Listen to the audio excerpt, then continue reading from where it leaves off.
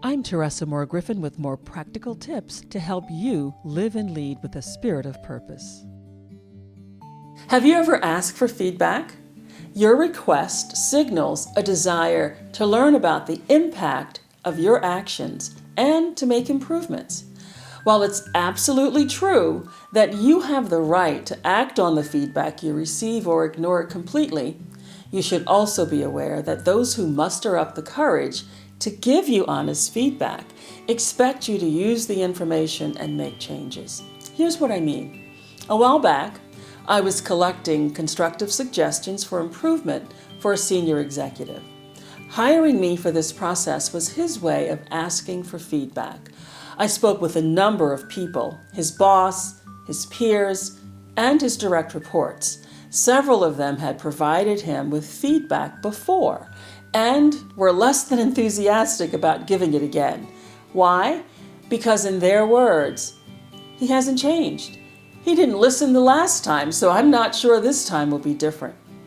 In response to such statements, I often say to the person making the statement, when asked, it's important to give honest feedback with full awareness that the recipient has the right to act on it or not.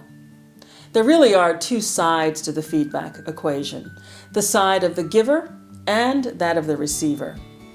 Givers, when you provide feedback, give it and let it go. Give in the true sense of the word giving, without expectation. Give the gift of your perspective with honesty and compassion and respect, knowing the recipient has the right to do with it whatever she chooses. If she makes changes you recognize, that's wonderful. Acknowledge and congratulate her. If she does nothing as a result of your input, let that be fine too. Respect the person's right to do as she chooses, which includes living with the consequences of her decision, be they positive or negative consequences.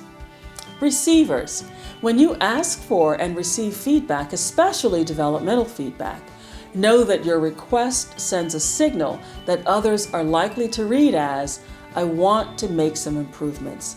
I need your help. That request will inspire others to support you, to work on your behalf. If you do nothing with the feedback, the giver will not be inclined to trust future requests or give again. As with every action, reaction, and inaction, there are consequences.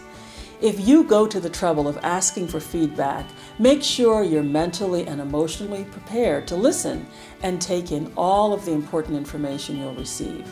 Then demonstrate that your request was sincere and you're genuinely interested in enhancing your effectiveness.